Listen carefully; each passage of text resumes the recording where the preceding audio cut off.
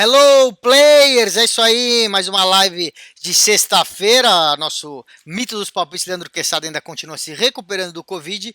E eu sou Juliano Maisano e tô aqui e vou fazer essa live com nossos tipsters, especialmente para vocês. Lembrando, galera, temos rolando aí o desafio da Fórmula 1, hein? Tá tendo o GP da Inglaterra e um desafio da Fórmula 1 valendo esses prêmios aí que você tá vendo na tela. Prêmios muito legais para os amantes da velocidade. E fora isso, temos os guias do nosso mito, né? O guia do Brasileirão e também o guia da Libertadores. É isso aí. Vamos direto então para saber do Murilo Borges antes que ele viaje para o Japão. Ele já está indo para o aeroporto. Vamos ouvir quais são as dicas do fim de semana.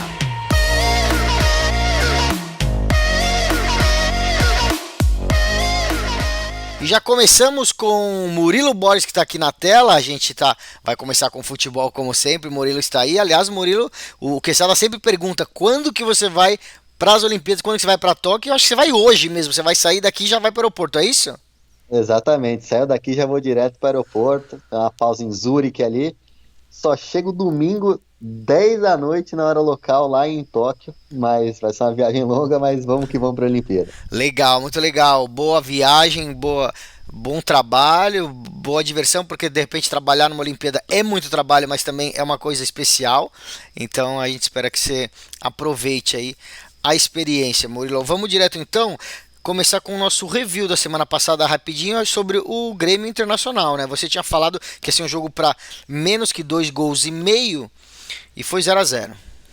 É, não teve nenhum gol, né? A gente até discutiu ali se o menos 1,5 Isso. valia, a gente achava que sim, foi jogo para 0-0, 1-0 para uma das equipes, teve até boa atuação de goleiro, mas 0-0 foi um green pra gente aí. É isso daí. O Murilo falou menos 2,5. Eu perguntei do menos 1,5, que eu gostava, mas era um pouco arriscado. E aí você me explicou que podia ir no menos 2, que salvava caso tomasse 2 gols, né? Caso saíssem 2 gols, no final não saiu nenhum mesmo.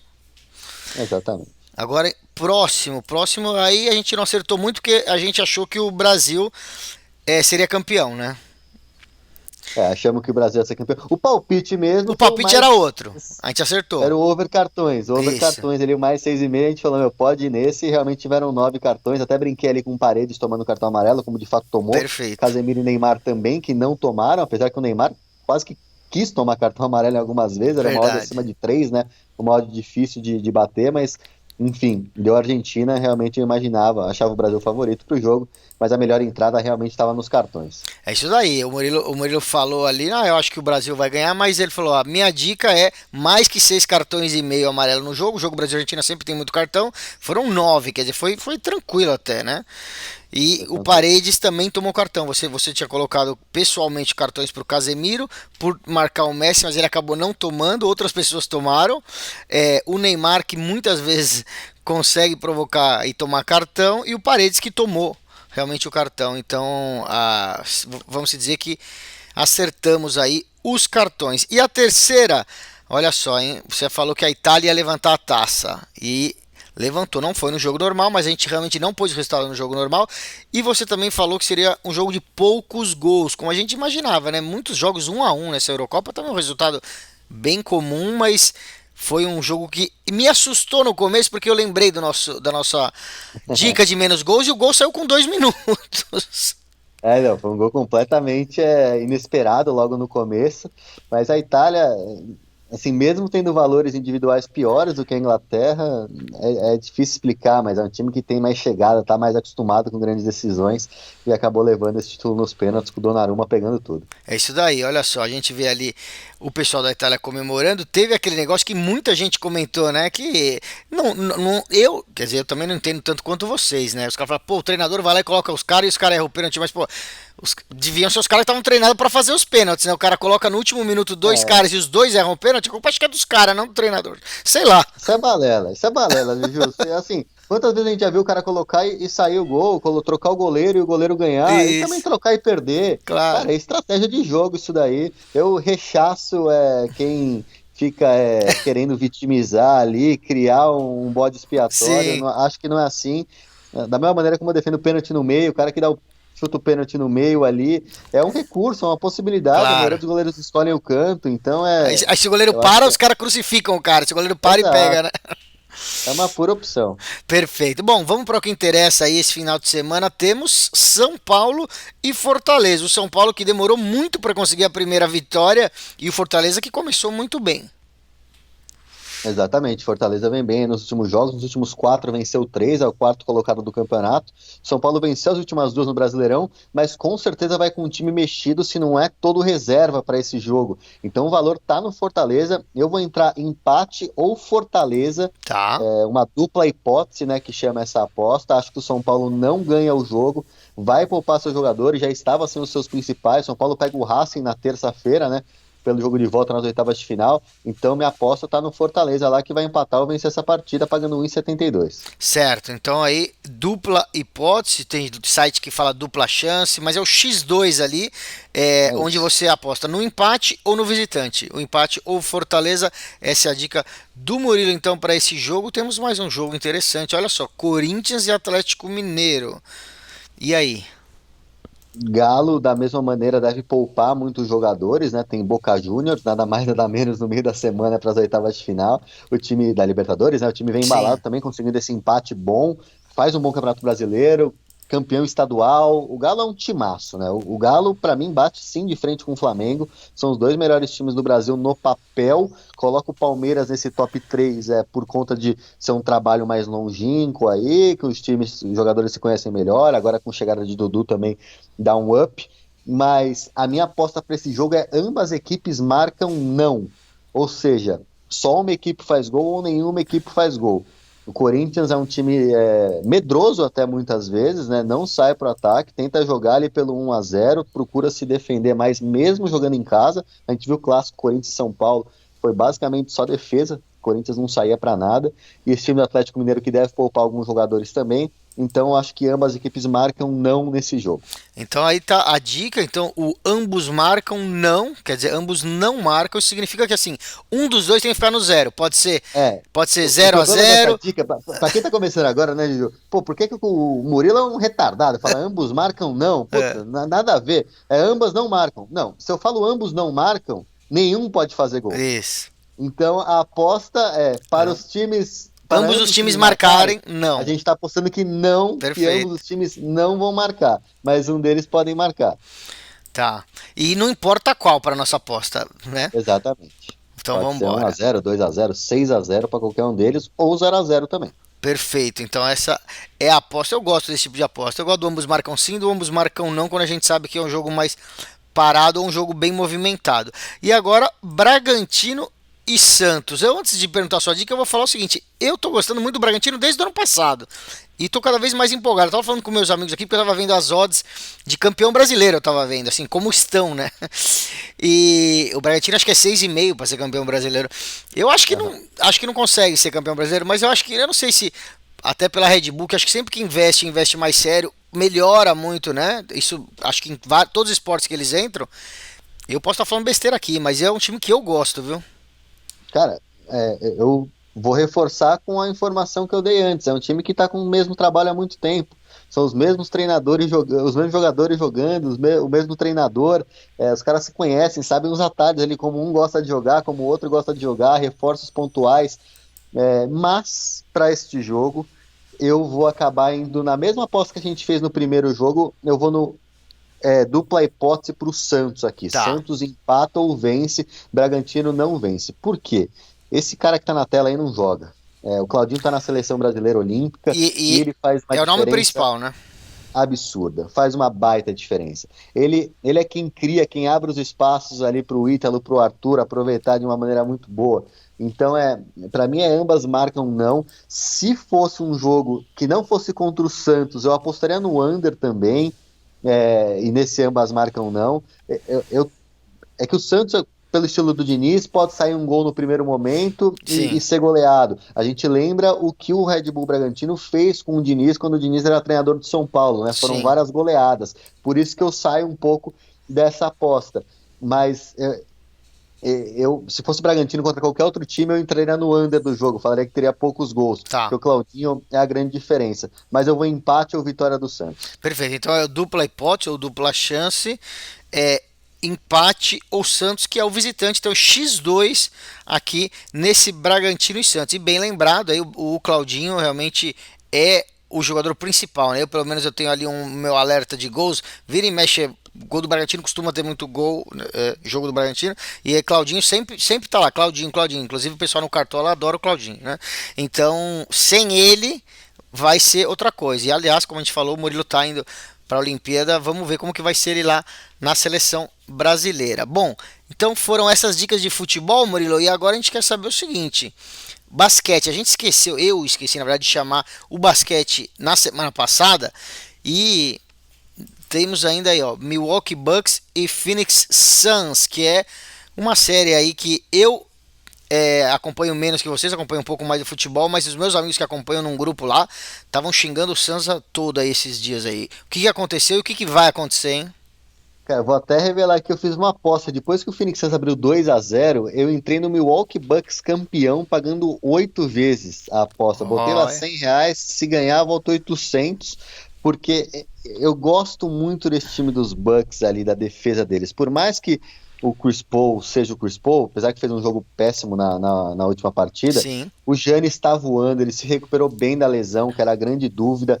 Acho que é uma série muito equilibrada, acho que a gente vai ter 7 jogos, mas eu não duvido que dê Bucks ainda, viu? Olha só, então saiu de 2-0 e você foi e apostou no outro lado porque você sentiu que o Bucks vai crescer, pode crescer, né? O Phoenix ainda é favorito, tá nas redes sociais, então. Nas redes sociais, Nas casas de nas aposta. casas de aposta. Mas ainda assim acho que vale, viu, cara? Acho que vale porque entrar no Milwaukee, porque eu particularmente vejo que o momento do Milwaukee é melhor. Perfeito, Murilo. Bom, a gente encerra aqui então. Você vai lá acabar de fechar a mala, pôr sua escova de dente, preparar tudo. Vai viajar bastante, vai parar na Suíça um pouquinho, esticar a perna e continuar até o Japão. Olha só, hein? Aproveite muito por lá. A gente vai fazer o possível para tentar falar com você, pegar suas dicas aí para colocar nas pílulas da semana também. E assim, fora o futebol aí que você está sempre falando, o basquete, o que você vai, pelo seu trabalho, vai ficar de olho lá ou vai ver ao vivo? E o que talvez você, como torcedor, não como jornalista, quer ver? Tipo, consegui o ingresso de um outro que eu nem vou cobrir, mas eu quero assistir, sei lá, esgrima, surf, patinação não tem porque não é de inverno. O que você gosta de ver? Eu vou ter grande vantagem, né, de ter a credencial que é capaz de entrar em todas as arenas, né? Então Legal. eu literalmente vou poder escolher ali o que eu vou assistir, cobrir. Onde tiver tempo livre, você pode ir. Exatamente, o difícil é ter tempo Eu livre, né? sei. Provavelmente eu não vou ter tempo livre, mas eu sou um aficionado por esporte, né? Eu vou querer assistir tudo, tudo. Obviamente eu vou dar preferência para os brasileiros e também os esportes-chave, né? Ali natação, atletismo, não tem muito como fugir Sim. desses dois que são sempre muito legais de acompanhar no ginásio, no estádio, ainda mais com essa nova loucura aí que a gente vive, estádios vazios lá, ginásios vazios. Vamos ver como é que vai ser essa experiência, mas acho que eu vou ficar com esses principais esportes. Perfeito, então, boa viagem, Murilo. A gente vai se falando e trazendo suas dicas pra galera aí, tanto do que tá acontecendo aqui no Brasileiro, Libertadores, NBA, quanto o que você vai trazer lá do Japão, tá bom? Valeu então. Valeu, Juju, até mais, aquele abraço. Tchau, tchau. Chegamos agora no momento da velocidade aqui, automobilismo, falando com a equipe do motorsport.com Brasil, como a gente faz toda semana. Guilherme Longo aqui com a gente dessa vez. E aí, Guilherme, beleza? Salve, salve, meu querido, e um abraço aí para todo mundo que tá acompanhando mais uma live do The Player. Bora falar de Fórmula 1. E o final de semana do GP da Grã-Bretanha começou bem interessante, viu? É isso aí, começou bem interessante, já vai contar então pra gente o porquê, mas antes vamos só dar aquela pincelada no ranking, o ranking interno da equipe Motorsport Brasil, motorsport.com Brasil. Você tá liderando aí com 852 pontos, o Felipe Mota 660, até que não tá tão perto, e a Nayara já tá mais grudada nele. Aí o Eric Gabriel, que é o nosso outro enviado aqui da equipe para conversar com a gente, semana passada teve com a gente, falou que vai começar a subir. Ele falou que assim como a Mercedes e o Hamilton, ele tem que mostrar agora que é a hora da virada, senão talvez você, como Verstappen, vá disparar e vai garantir aí de ganhar o ano. É isso mesmo? Ele que é o nosso palestrinha, né? Fala, mas na verdade tá faltando. E Só a fala. comparação que ele fez ainda, horrorosa. Ele falou que a Mercedes tem que começar a entregar, mas esse começo de final de semana em Silverstone só tá dando Red Bull. Então, o quer Verstappen dizer... destruiu nesse início de sexta-feira. Então, a analogia do Eric também foi errada, assim como as apostas dele têm sido aí nas primeiras etapas. Perfeito. Então, bom, esse é o ranking atual, o ranking do desafio da Fórmula 1 da equipe Motorsport. Lembrando, tem o ranking global com todos os participantes. Você que está em casa é só se cadastrar e participar, você pode ganhar prêmios. Inclusive, olha, eu vou pôr agora na tela a imagem desse desafio do GP da Inglaterra em Silverstone. Olha só, uma miniatura do Schumacher, é isso? E não é nem qualquer miniatura, né? A gente está falando do carro da despedida do Schumacher da Fórmula 1. É o W03 da Mercedes, no caso, que ele pilotou no GP do Brasil de 2012. A corrida que de fato marcou a despedida do Schumacher das pistas. Então, para todo mundo que é fã de automobilismo, é uma bela de uma memória. Então é só você se cadastrar, se você ainda não participa, colocar as suas apostas, é grátis. Você vai colocar suas 5 apostas aí, quem vai ganhar, quem vai fazer o melhor tempo, quem que vai estar no pódio, quem que vai abandonar primeiro. Tem lá 5 apostas para você colocar e quem fizer mais pontos, né, que é o quê? Multiplicar o valor em unidades pelo valor das odds que você escolheu daquele piloto, igual uma aposta de verdade. É para você aprender como funciona uma aposta de verdade. Os primeiros vão ganhar esses prêmios que estão aí na tela. Vale a pena e vale a pena pela diversão também, né? Convida os amigos que são fãs de Fórmula 1 e faz aquele comparativo, igual a gente faz os programas do Motorsport.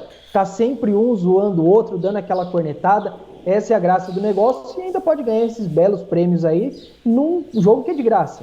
Perfeito. Então, bom, você falou um pouco aí que a Mercedes não começou bem na Inglaterra, que tava aquela conversa, a esperança, vai correr em casa, é um circuito que já é mais veloz, diferente de uns que são mais truncados, como foi os últimos aí, né?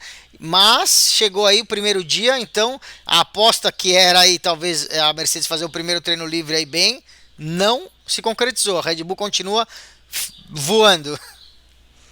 A aposta da Mercedes liderar o TL1 não era de toda ilógica. Claro. A Mercedes tem um retrospecto muito bom em Silverstone, venceu 7 das últimas 9 corridas. E aí tinha a questão do pacote de atualização, então a gente esperava uma Mercedes mais próxima. Mas o que a gente viu no começo dessa sexta-feira foi o Verstappen voador, terminando o TL1 7 décimos à frente de Hamilton e Norris. O Hamilton foi o terceiro ainda, teve o Norris ali no meio. Entendi. Então, um começo de final de semana arrasador para o Verstappen e uma perspectiva interessante aí, né, para o final de semana. A gente vem falando no Motorsport. Se a Red Bull vencer Silverstone, é cheque. Se vencer a Hungria, que é a próxima corrida, é basicamente checkmate e aí acabou o campeonato. A gente já vinha falando que o pessoal já tem que se, até pelo negócio do orçamento, do teto de orçamento, e de que vai ter muita mudança para o carro pro ano que vem, que já muita gente já colocando todo o seu foco para o carro do ano que vem. Ou tinha que se dividir dentro, né, da equipe ali, entre os seus mecânicos, engenheiros, vamos trabalhar, quer dizer, não podemos abrir mão desse ano, vamos ainda trabalhar nesse ano, mas tem que ficar ligado no ano que vem. Aí agora sim, se perde essa e perde a outra, aí já abandona praticamente, né?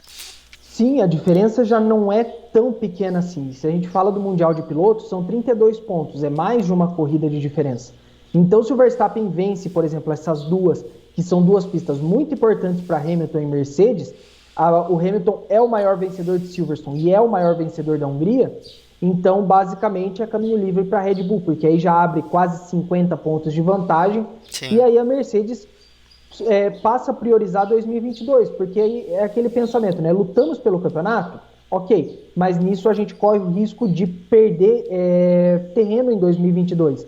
E como o regulamento vai ser meio congelado por 3 anos, começar bem o ano que vem é muito importante. Sim, começar bem o ano que vem já meio que assim... tranquiliza, como você falou, o regulamento congelado tranquiliza os próximos 3 anos. Você sair já bem no primeiro deles, né?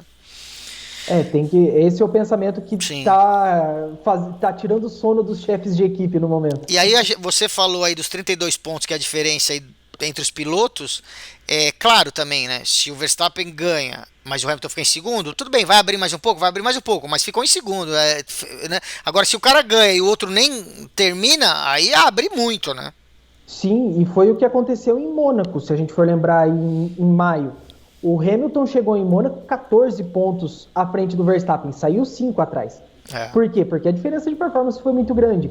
Então, um final de semana bom para um lado, ruim para outro, pode fazer toda a diferença no campeonato. Então, o que a gente tem visto até agora é Hamilton e Verstappen bem iguais, primeiro, segundo, mas em algum momento esses pilotos vão acabar abandonando, eles vão ter problemas, e aí dá a diferença no campeonato. Certo, e aí a gente falou do Hamilton e Verstappen, mas a gente tinha falado também entre as equipes da Mercedes e Red Bull, como que estão o Bottas e o Pérez, como que, assim, eles mantiveram também esse mesmo nível dos outros dois, o que mostra, assim, às vezes só aquela pequena diferença entre os pilotos, ou os carros estão também mantendo essa diferença, a Red Bull do Pérez está também forte? Uma coisa que dá pra gente cravar é que Hamilton e Verstappen tiram mais do carro do que os companheiros de equipe. O problema é que tanto Bottas quanto Pérez, eles oscilam demais. O Bottas teve aquele momento ruim, aquele abandono bizarríssimo em Mônaco por causa da porca na roda. Aí veio o Baku, uma prova totalmente reconhecível, e agora vem mostrando uma certa consistência. Foi segundo colocado na Áustria, começou relativamente bem esse final de semana, tô pegando aqui, foi quinto, enquanto o Pérez, que é um cara bom de ritmo de corrida, ele sofre nos treinos livres. Hoje ele foi nono, se eu não me engano, confirmando aqui, ele foi oitavo. Tá. E fica muito distante do Verstappen. E quando você vai mal no treino livre na classificação, você tem que remar para recuperar esse espaço perdido aí. E falando um pouco das outras aí, porque eu vi que vocês mandaram dica aí do Lando Norris, que também já falamos sobre ele, McLaren também, nas últimas semanas. E eu lembro que na época ali também em Mônaco a gente falou da Ferrari, mas ela meio que deu uma sumida agora. Como que anda os outros aí? Até para dicas de top 6, algumas dicas para corrida aí. Olha, eu vou inclusive pegar pelas tips que a gente publicou no The Player essa semana. Foi colocado ali top 6 Lando Norris. Isso. É uma aposta tranquila pelo início do final de semana, e quem quiser dar uma ousada maior, o resultado do Norris nessa sexta-feira coloca ele como um belo candidato ao pódio. Enquanto o Verstappen, que foi primeiro, Hamilton foi em terceiro, eles fizeram os tempos de pneus macios, o Norris foi em segundo de médio. Então a performance da McLaren nesse final de semana está muito boa. Pelo menos esse começo, e até mesmo o Ricardo, que é o companheiro de equipe dele, não foi mal. Então o Norris pro pódio pode ser uma bela de uma aposta. Olha só, a dica que você falou que foi o Norris para top 6, está pagando 1,33, não é muito, mas também não é de se descartar. E aí quem então quiser dar uma arriscada até pelo que você viu hoje, pode pôr top 3 pro Lando Norris, talvez. Sim. Começou muito bem o final de semana. Se manter essa performance, é um belo candidato ao pódio. Perfeito. Bom, e o tal do Sprint Qualifying aí? Eu dei uma lida sobre ele, mas só para eu ter certeza que eu entendi. E para quem nem ouviu falar, dá um resumo para a galera o que vai acontecer. Então, a gente tem um formato novo nesse final de semana que inclusive muda a programação. A gente está falando aqui na sexta-feira, a gente está acostumado a ver o que na sexta-feira de Fórmula 1? 2 treinos livres. Dessa vez não. É um treino livre e a classificação no formato que a gente está acostumado, Q1, Q2 e Q3.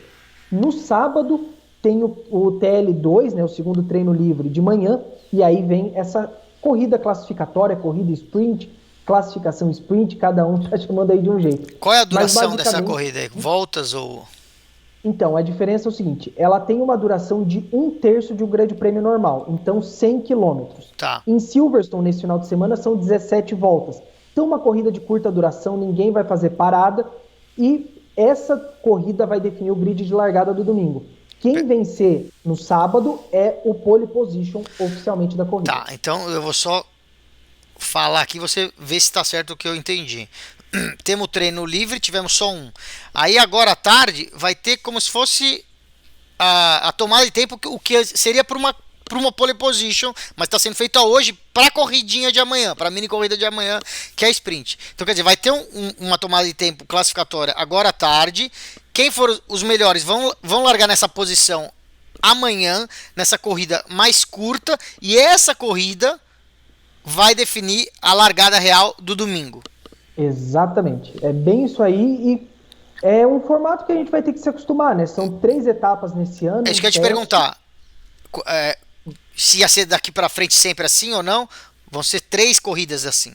Esse ano vai ser feito em formato de teste. É um Silverstone teste. já está confirmado. Tá, Monza vai ser o segundo, talvez Interlagos o terceiro. Estamos tá. esperando a confirmação. E aí, se for adotado de modo integral no ano que vem, aí a ideia da Fórmula 1 é que seja feita em até 6 corridas. Entendi, mas então eles vão manter ainda, mesmo que seja um sucesso, eles vão manter, vamos dizer, uma parte assim e uma parte como era antigamente. Eles querem tratar esses finais de semana com a sprint como se fosse o Grande Slam do tênis. Os finais de semana mais importantes do ano. Tá. Bom, é interessante, porque por um lado continua tendo, né, o negócio de fazer a volta para pegar a pole position, porque você tem na sexta ela para sprint race, quer dizer, você ainda tem isso. Só que o que vale mesmo, que é a corrida real, tem uma mini corrida que vai. Quer dizer, é uma corrida igual, só que mais curta, o que significa que não vai ter parada. Então, às vezes quem larga bem, quem larga na frente, quem consegue segurar ali um companheiro e consegue segurar umas ultrapassagens, pode ajudar a posição do grid do domingo. É bem isso aí. Vai mudar, inclusive, muito a estratégia. A gente está acostumado a ver aquela história, faz a melhor volta no Q2, de pneu médio, larga de pneu médio. Não existe isso nas sprints. Todo mundo vai ter liberdade de escolha de pneu na corrida do domingo, enquanto na de sábado, todo mundo de macio. Então na sprint todo mundo tem que usar o macio. Exatamente. E aí no domingo pode usar qualquer um, não precisa ser o que usou, o que não usou. Se você quiser largar de duro, médio, macio, vai da escolha da equipe. Legal. E o combustível também, obviamente, vai durar. Aí não precisa fazer parada. Todo mundo, ninguém vai ter problema de combustível. O peso do carro, o cara vai saber que vai ter que pôr tanto para aquelas voltas lá. A pane seca, na verdade, já não acontece muito na Fórmula 1. A Verdade. tecnologia evoluiu muito, então os cálculos são bem exatos. Mesmo dos GPs, os de domingo mesmo, o cálculo é bem preciso para os pilotos acabarem ali com aquele fio de combustível só para passar na inspeção da FIA e mais nada. Perfeito. Bom, é uma novidade, até talvez é um atrativo a mais para assistir o que vai acontecer hoje, amanhã, aí pela televisão, né? E o domingo. Vale a pena prestar atenção, é um formato novo e é a primeira vez que a Fórmula 1 faz uma mudança desse tamanho em 70 anos. Então, de fato, tem que prestar atenção para ver se dá certo. Perfeito. Bom, ficaram então as dicas aí do Guilherme Longo e da galera do motorsport.com. Olho no Lando Norris. Olho aí, quem gosta da Mercedes e do Hamilton, rezar um pouco aí também, não é só ficar de olho, rezar para se darem um pouco melhor aí de hoje para amanhã, senão a Red Bull vai começar a abrir mais e mais, né? Toto Wolff deve estar perdendo o sono depois dessa sexta-feira. Perfeito. Obrigado então, Guilherme. A gente vai assistir e vai... Bom, só uma pergunta. A próxima corrida quando é? Eles param? 2 semanas, GP da Hungria. Tá bom, 2 semanas de GP da Hungria, que pelo que você falou, segue mais ou menos a mesma linha aí, não no formato sprint race, mas sim, vamos dizer assim, tipo de circuito para Mercedes, em teoria, segue a mesma toada. Em retrospecto é bom, mas em termos de características da pista é totalmente oposto de Silverstone. Perfeito, a gente está agora num circuito muito de alta e Hungria é um circuito bem travado. Entendi. Beleza, então. Bom, então vamos ficar de olho em tudo aí que o Guilherme falou e a gente encerra a live por aqui, galera. Obrigado, viu, Guilherme? Valeu, gente. Até a próxima. Tchau, tchau.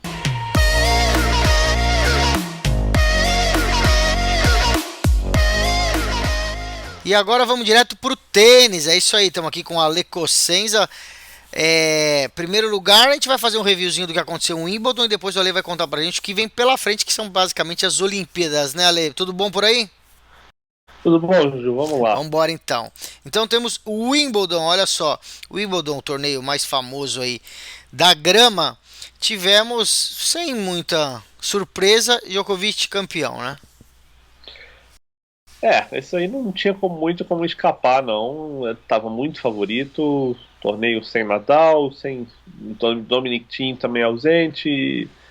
E foi caminhando muito para ele estava muito favorito. O Federer ficou ali pelo caminho. Também não acho que do jeito que o Federer competiu não seria uma grande ameaça a ele. Sim. Mas aproveitou bem. Perdeu o primeiro set ali, deu uma engasgada no fim do primeiro set da final contra o Matteo Berrettini. Mas depois virou e controlou a partida, não teve perto de perder em momento nenhum no torneio. Então foi com muita sobra. E assim, O que valeu, e acho que eu me dei bem nessa, que assim, eu apostei nessa final que ele perdia um É isso set. que eu tô olhando aqui na minha anotação, porque é isso que eu ia falar. Eu ia lembrar do que a gente falou na outra semana. E olha só, você tinha falado. Bom, quando estava na semifinal, você já tinha falado que daria. A final seria Djokovic e Berrettini. Que acabou acertando porque foi antes de definir. Uhum. Você já tinha falado no começo que ele seria campeão do torneio quando estava pagando bem. E você falou que ele ia perder pelo menos um set. Eu fiz uma combinada muito interessante, depois a gente fala um pouquinho mais da Sim. final feminina, mas a minha combinada foi a Ashley Barty ganhando a final da Pliskova em 3 sets Tá. e o Djokovic ganhando do Berrettini perdendo pelo menos um set. E essa combinada aí deu green pagando 9,37, ou seja, bom retorno. Olha lá, que bom. Então quer dizer, você pegou as duas finais, falou uma vai durar 3 sets e a outra o Djokovic vai ganhar, mas perdendo um set. E foi 3-1 e foi perfeito, né? Não, tem fim de semana que os Que planetas acerta. se alinham, as coisas estão todas certas. Então Sim. esse fim de semana da final de Wimbledon foi uma maravilha. Perfeito. Bom, então falando então das mulheres, como você acabou de falar, a Barty ganhou da Pliskova. Você também tinha falado, você tinha falado que a Pliskova teria um pouco de dificuldade com o slice da Barty, que o jogo da Barty não encaixava muito com o da Pliskova. E tinha dado até um handicap de menos 3,5 para a Também deu Barty. green esse. Também deu green. É, Assim, acho que a Pliskova teve um começo de jogo muito ruim, né? E parecia que ia levar uma surra. tá. Depois ela se recuperou, entrou na partida, ganhou o segundo set, que foi ali apertadíssimo no tie-break, Sim. levou pro terceiro e o terceiro foi equilibrado até, foi uma quebra de saque só para Barty. Eu achava que o jogo seria até mais fácil, mas de qualquer maneira, assim, como o set que a Pliskova ganhou foi no tie-break, não afetou tanto a minha aposta no handicap e com os 2 sets que a Barty venceu, Sim. deu green aí. Sim, porque o que ela perdeu foi 7-6, quer dizer, foi um game de diferença e os outros foram 6-3, 6-3. 3 games de cada um, né? Então bateu. E eu tinha esse jogo incluído em 4 apostas, né? Na combinada que eu falei, o handicap, a Barty em 3 sets, eu fiz a aposta isolada que pagava 3,75. E eu Certo. incluí também um combo, uma combinada só de vencedores, assim, vencedores simples, que era a Barty, o Djokovic e a dupla croata, que era Mektic e Pavic, que também foi campeã. Que acertou Então também. essa combinada pagou pouco até, pagou 2,73, que eram Pô, mas 3 tá bom, favoritos. quase 3-1. Mas ainda foi legal. Ajuda bastante. Bom, e aí pela frente, a gente sabe que tem as Olimpíadas chegando. Fora as Olimpíadas, eu lembro que nas pílulas da semana você falou de um torneio de Hamburgo também. Hamburgo tá rolando, tem torneio, essa semana tem bastante torneio, assim, Tá. e tá até difícil apostar, porque quando tem muito torneio fica equilibrado, e aí você às vezes vai um favorito, por exemplo, hoje o Tsitsipas, que era o grande favorito em Hamburgo, já perdeu. Entendi. Então, eu já tomei numa aposta dessas aí, numa combinada que eu coloquei ele. Mas tem Hamburgo, tem Bastad na Suécia, o feminino tem 3 torneios, tem Lausanne, tem Budapeste e tem mais um que eu tô esquecendo agora, em Praga, Tá. que é o torneio que as tchecas estão jogando. Então tem bastante coisa interessante acontecendo por E aí. você falou, os jogadores meio que escolhem pra onde eles querem ir e dá uma dividida, né? Justamente, porque isso acontece em ano olímpico, né? Quando os circuitos precisam encaixar a Olimpíada em algum lugar que já tem torneio, eles acabam tirando, olha, um torneio vai uma semana mais cedo, semana mais tarde, e aí acontece que tem às vezes semana até com 4 torneios. Entendi. Essa semana agora são 3 no masculino, 3 no feminino, e aí o que acontece? Dilui, né? Fica mais fraco, em vez de você ter 2 torneios com todo mundo querendo jogar ali, abre um pouquinho mais, as chaves ficam mais fracas, fica mais equilibrado e mais imprevisível. Quer dizer, se a gente acerta, a gente pega odds melhores, mas é mais difícil também. Sim. E a dica que a gente mandou na pílula de ontem era o francês contra o peruano. Era o Benoit Paire contra o Varilhas, e o Isso. Varilhas me entregou esse jogo, que canalha, né? Vê, e é um jogo assim, o Benoit Paire no Saibro, ele tá no histórico recente. Era horrível, né? Sim. Mas começou a jogar, o Varilhas fez 3-0 no primeiro set, eu falei, opa, essa vai ser fácil. Claro. E de repente a coisa começou a desandar, o Benoit Paire começou a dar curtinha, variar a bola, o Varilhas se enrolou e acabou perdendo o jogo, e essa eu entrei pelo cano. Essa realmente foi uma enorme decepção, porque o Varilhas estava até pagando pouco a vitória simples, era 1,40. Então ele era muito favorito. É. E eu fui no handicap porque eu achava, pô, beleza. Sim, ganhar ele vai. Melhor, mas às vezes não tem jeito mesmo. Bom, vamos tentar fechar aqui com as Olimpíadas que começam aí praticamente daqui a 10 dias os jogos de tênis. A Olimpíada também está começando aí na próxima semana. E você também tinha falado a sua coluna, eu li a sua coluna, achei muito legal, porque você falava assim, olha, não tá indo a maioria dos grandes jogadores, o que tá deixando uma bela chance de medalha para os russos ali. Parece que tinha 2, 3 que podiam pegar 2 medalhas ali no pódio olímpico. E tudo dependia se o Djokovic ia ou não ia. E você acabou de me falar, antes da gente começar, que o Djokovic decidiu se vai ou não vai para a Olimpíada. Quando que ele decidiu e como que foi isso? Ele decidiu ontem, né, quinta-feira, e a coluna eu publiquei na quarta. E a ideia toda da coluna era mostrar o seguinte, olha, as odds estão assim, a chave está um pouquinho mais aberta, porque vários jogadores não vão, e você tinha ali o Medvedev pagando 4 e alguma coisa, agora tem o Rublev pagando 15 para 1, e o Rublev é um cara bom, para um torneio de melhor de 3 ele é perigosíssimo, mais perigoso do que se fosse melhor de 5, ele ainda não tem grandes resultados em melhor de 5 sets, em Grand Slam, mas para melhor de 3 ele é um cara perigoso.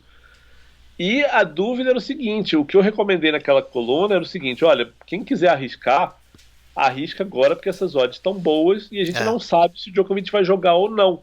Porque se o Djokovic resolve não jogar, todas essas odds iam baixar. Claro. Os caras iam ter mais candidatos ainda ao título. Sim. E quando chegou quinta-feira, um dia seguinte ao da coluna, o Djokovic anunciou, olha, vou jogar. E aí essas odds se mantiveram, mas aí você tem agora o Djokovic como favorito e ele paga 1,91. Quase 2 vezes aí do dinheiro apostado e é gigantesco favorito, né? Ele corre um pouquinho mais de risco na Olimpíada que num grande slam, porque é melhor de 3. E qual é o piso na Olimpíada? Qual? O piso na Olimpíada, qual que é? É piso duro. Tá. O que é bom pra ele. Tá. E então, assim, como é melhor de 3 sets, se ele começa o jogo meio vacilando, perde um set, já fica ali bem arriscado. É diferente de um grande slam, que você perde um set, você ainda tá tranquilão ali, não corre tanto risco. E é isso, tá bem favorito, vai, né, num torneio que não tem Nadal, não tem Federer, não tem Thiem, não tem Shapovalov. Tem algum americano? Eu pergunto americano porque os Estados Unidos costuma ganhar em número de medalhas, né? Como que a chance dos Estados Unidos para medalha no tênis, no masculino, e do Brasil? No masculino quase zero, porque assim o tênis americano assim teve uma renovação, tem bons tenistas jovens, só que ainda são tenistas jovens que estão ali entre 50, 60 do mundo, 40. Tá. Não é um pessoal que briga para título de slam ainda. Sim. Né? O melhor nome do país ainda seria o John Isner, só que ele não vai também. Ele tá veterano, mais de 35 anos, já não tá naquela de vou viajar para Tóquio, pegar fuso horário, não pode levar a família, tem que ficar em bolha e tal. E essa galera não vai. Sim. Então, acho que no masculino a chance deles é bem pequena. E no feminino até diminuiu, né? Porque Serena não vai, a Venus também não. Tem aí um time que é mais fraco do que os últimos times americanos. E o Brasil até que vai com uma delegação bem grandinha, porque o Brasil se beneficiou dessas desistências todas. Vai o Thiago Monteiro, que é o número 1 de simples, corre muito por fora para uma medalha aí. Sim. Nas duplas, o próprio Monteiro vai jogar com o Marcelo Demoliner. Foi uma dupla inesperada, porque achavam que eles não conseguiriam entrar juntos, mas a chave foi ficando fraca, foi tendo desistência, e o Demoliner entrou de última hora. A dupla número 1 do Brasil é Bruno Soares e Marcelo Melo. Essa sim, briga por medalha. Eles vão. Vão. Tá. Eu acho que corre um pouquinho por fora, eles não têm tido muitos resultados interessantes juntos recentemente. Tá. Os dois no circuito com seus parceiros têm conseguido jogar bem, pontuar, tão bem, mas juntos eles têm jogado Copa Davis e não têm ido tão bem. Tá. Então acho que eles correm por fora. E agora a gente teve a notícia hoje de manhã que a Luísa Stefani, que é a número 25 do mundo em duplas, ela ia ficar fora, não tinha expectativa, mas teve tanta desistência que a Laura Pigossi, que hoje é 200 do mundo em dupla, conseguiu entrar. E elas vão jogar duplas. Legal. Vão jogar juntas, a Laura Pigossi e a Luísa Stefani. E isso significa uma coisa bem interessante, porque embora elas não tenham muita chance, né, nessa dupla, A Luísa, que é 25 do mundo, pode jogar dupla mista com Bruno Soares ou Marcelo Melo, e aí briga bem mais, legal.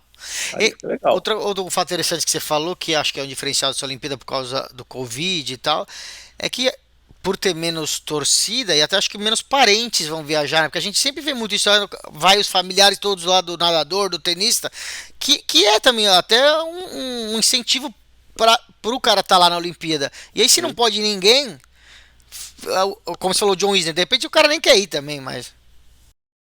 Não, isso pesa bastante, né? Toda a questão da bolha, o Nick Kyrgios, por exemplo, outro dia, ele estava inscrito, ele ia, e no dia que foi determinado que não ia ter público na Olimpíada, ele anunciou, ele falou assim, meia hora depois, olha, não vou mais porque eu acho que não faz sentido jogar sem público uma Olimpíada. Né? Então, tudo pesa um pouquinho, não vale ponto pro ranking, não tem premiação em dinheiro, não pode levar parede.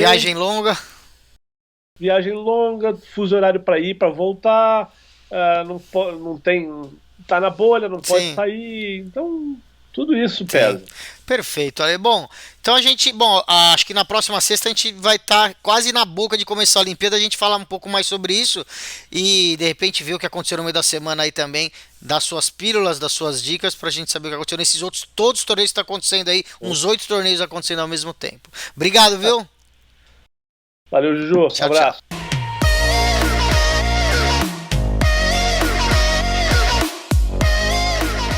Chegamos então na nossa parte final, como sempre, com ele, Wilson Baldini Júnior aqui. Bem-vindo, Baldini. Fala, querido, tudo bem? Tudo jóia? Beleza, vamos embora, hein? Olha só, a gente teve aí as dicas da semana passada, tá aqui, ó. O Zurdo e o Barreira aqui, achei que foram ótimas. Eu que segui, me dei bem, hein? Porque olha só, vou só falar antes e depois você fala um pouquinho de como foi a luta. Mas o Baldini já falou o seguinte: o Zurdo vai ganhar, pode betar nisso daí, que é o bet clássico. Aqui o bet mais seguro. E aí, pra quem quer arriscar um pouquinho mais, pagava 3-1 praticamente, que vai ganhar por nocaute. Eu fui nessa. E eu fui um chorinho também na mais arriscada, que a gente falou que era arriscada, que era nos últimos rounds, certo? E acabou que foi o nocaute mais cedo, né, Baldini? Como que foi a luta e como que nós acertamos tudo isso aí? Então, o esperado realmente era a vitória do Ramírez, né? É um lutador já preparado aí para disputar o título mundial. O Barreira era mais veterano, né? Era uma última chance para ele para chegar ao título mundial. Só que o Ramírez estava numa forma espetacular, né? Mostrou realmente que é um lutador diferente. Tanto que ele já tem mais de 40 vitórias, está invicto. Então a expectativa é que ele dispute o título mundial num futuro próximo. E só que o nocaute aconteceu no quarto assalto, né? A gente esperava que ele viesse mais para o final da luta. Mas o Barreira não suportou o castigo inicial que sofreu logo nos primeiros assaltos e o juiz acabou paralisando a luta. Perfeito, então foi mais cedo do que esperado. O quarto é até que bem rápido, né? Vamos dizer. Para uma luta, ainda mais para uma luta eliminatória, né? Quem ganhasse aí chegaria a disputar um título mundial. Realmente foi um desempenho acima do normal do Ramírez. Perfeito. E aí a gente chega na luta desta semana aí, ó, Jermel Charlo e Castanho. Rapaz, essa luta aí era a luta para ter o brasileiro aí, era para ser Charlo e Patrick Teixeira. Tá. Mas o Patrick Teixeira perdeu o título mundial para o Castanho em fevereiro, infelizmente, né? Então é uma luta que é uma unificatória de todos os grandes títulos do boxe profissional. Os 4 cinturões vão estar em jogo. Olha 3 só. por parte do Charlo, olha aí, ó. Tem cinturão que não acaba mais. Tem até mais aí, porque Sim. é da revista Ring, né? Tá. Mas são todos os títulos importantes que vão estar em jogo. 3 estão na mão do Charlo. Exatamente. O Charlo aí, ele é irmão do Jermall Charlo, irmão gêmeo. Os dois são muito badalados nos Estados Unidos. Agora o Castanho falou que ele vai deixar a alma dele no ringue. Ele é argentino, a Argentina tem 40 campeões mundiais na história, ou seja, tem muita tradição. Tá. Vai ser uma luta da técnica do Charlo contra a raça do Castanho. Uma luta muito interessante de se ver, inclusive vai passar pela televisão quem quiser acompanhar. Bom, então, é? Vai passar no Fox Sports, Ah, né? que bom, olha, ó, quem quiser, Fox Sports então pode acompanhar essa luta. E quais são as dicas então? Pelo que eu entendi, você também tem a dica mais certeira e aquelas mais arriscadinhas para nós. Exatamente, a certeira vitória do Charlo, né? Tá. Ele é favoritaço para a luta, muito mais técnico, né? Mas e aí a gente acha que ele pode até vencer por nocaute, exatamente por a luta ser muito intensa desde o início, que a gente prevê. Tá. Então o Charlo pode conseguir aí um nocaute lá pelo metade da luta, mais ou menos, seria uma boa aposta. Agora, quem quiser ser mais Ousado. ousado, arriscar um pouquinho mais, pode separar uma graninha também para o Castanho, porque ele pode surpreender, já que prometeu colocar tudo dentro do ringue neste sábado lá nos Estados Unidos. Perfeito, então a dica fica aí. E Baldini, eu tava falando com o Ale Cossenza sobre o tênis e eu vou fazer umas perguntas parecidas aqui para você sobre as Olimpíadas que estão para começar em uma semana aí, né?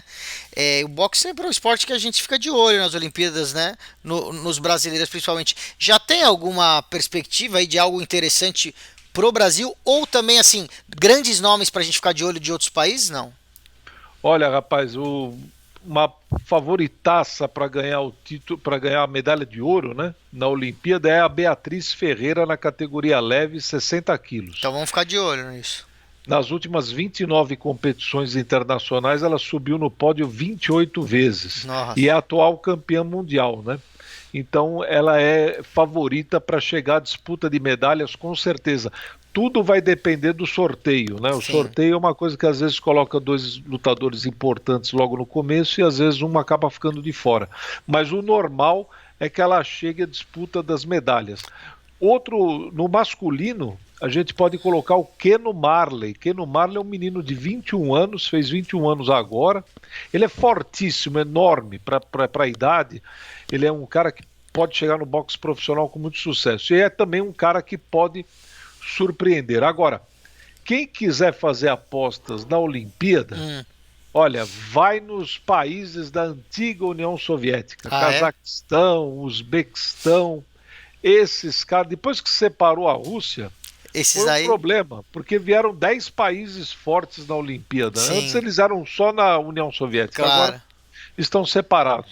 E quem quiser apostar aí, realmente joga o dinheiro Nessa turma aí. repúblicas soviéticas, que são muito fortes. E como que tá? Temos nomes bons, como provavelmente sempre temos em Cuba, México também, alguma coisa assim, ou tá mais fraco esse ano? Então, Cuba é uma seleção nova, Tá. mas promete vir com tudo. Sempre importante a gente ver o sorteio para saber como vai ser Sim. o chaveamento aí para a disputa. Mas Cuba, as ex-repúblicas soviéticas, Japão, por estar lutando em casa, Sim. né? Esses países são realmente os mais fortes. Perfeito. Bom, e aí na próxima semana a gente vai começar a ter mais ideia aí, talvez até do sorteio, não sei se já vai ter tido, se não lá pra frente a gente vai conversar com você sobre a Olimpíada, que é sempre muito animado o boxe, né? Sim, com certeza. O boxe é um dos únicos esportes que começa no primeiro dia e termina no último. Então vai ter luta durante todo mês aí, toda a Olimpíada. Obrigado então, Baldini. Ficaram então essas dicas para esse fim de semana e aí vamos ficar de olho lá pra frente para as Olimpíadas. Até sexta que vem, hein? Até mais, obrigado.